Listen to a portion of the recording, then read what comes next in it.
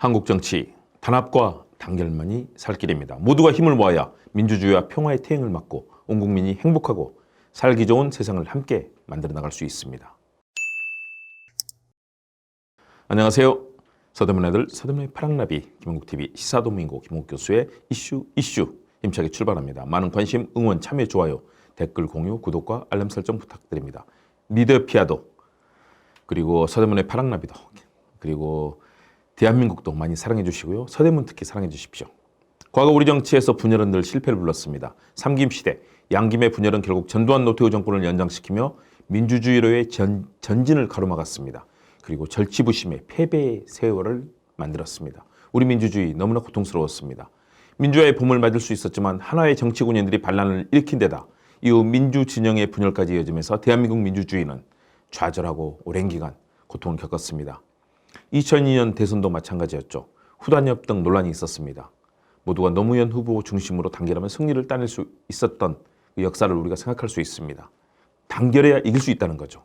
촛불혁명 뒤 치러진 대선에서도 문재인 후보 중심으로 단합하면서 민주진영이 승리할 수 있었습니다. 총선도 마찬가지였습니다. 단합하는 진영은 승리했고 갈등과 분열을 반복하는 진영은 패배를 했습니다. 우리가 승리의 길을 가야 되겠죠? 패배의 길을 왜 갑니까?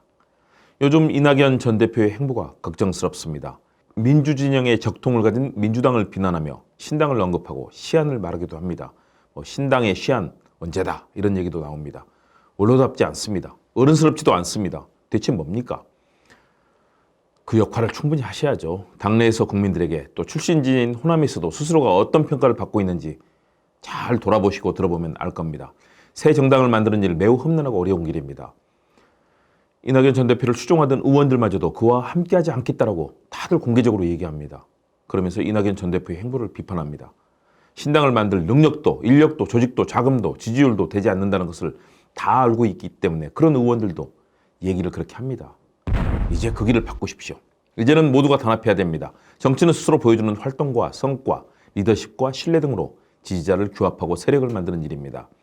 당대표를 헐뜯고 비난하며 근거 없이 폄훼하는 일은 이제 사라져야 됩니다. 당의 규율이 있어야죠. 당의 기강에 서야 됩니다. 당대표를 존중하면서 당대표 및 지도부와 협의하면서 자신이 주장을 하면 되는 거죠. 스스로 정치적 성과를 만들어서 당원과 국민들의 지지를 받아야죠. 그게 정치인이죠.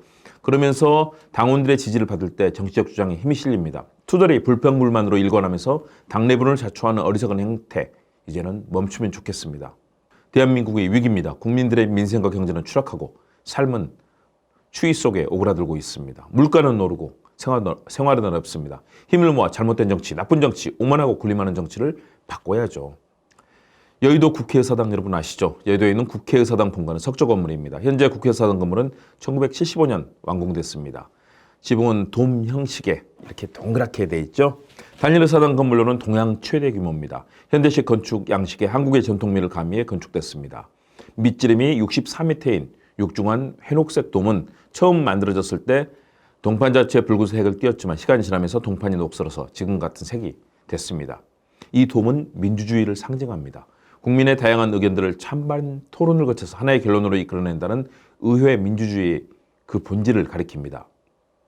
처마를 받쳐주는 기둥은 24개입니다. 24시간, 24절기 내내 국정에 최선을 다하겠다. 이런 국회의 뜻을 담습니다.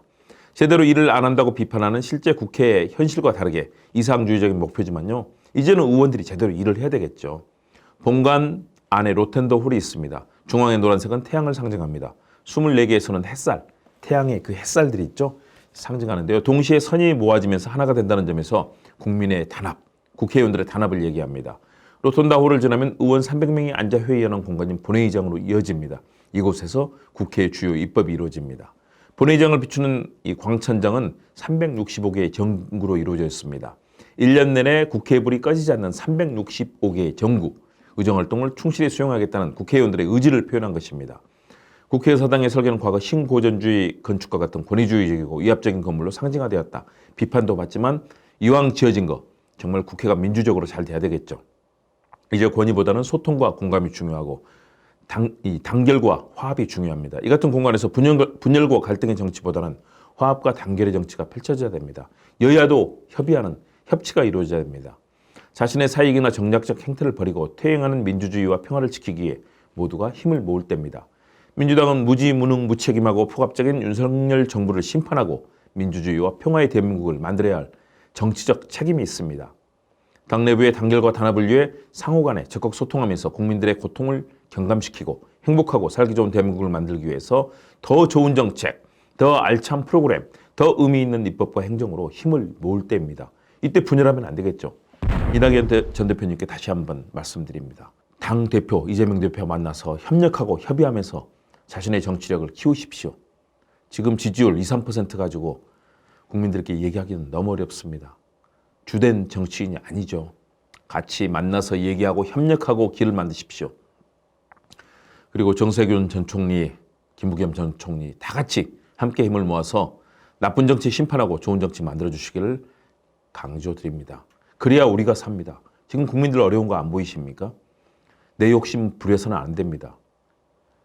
그러려면 스스로 노력해서 지지율 한 30%는 스스로 만드셔야죠. 그리고 나서 내 목소리를 내야지 지금은 국민들에게는 아주 지지율 낮은 잊혀진 정치인이 되 계십니다. 우리 같이 함께 해야죠. 고향인 전남 영광, 지금 호남 지역 너무나 차별받고 고통스럽습니다. 이낙연 전 총리께서 안동 출신의 이재명 대표와 영원한 화합 이루고 더 많은 일 이루면서 기회를 보다 보면 또 큰 정치 하실 수 있습니다. 같이 힘을 합쳐주시길 기대합니다. 시사도민고 김국TV 오늘 정말 화합과 단합의 길을 말씀드렸습니다. 같이 하면 좋겠습니다. 여러분 감사합니다.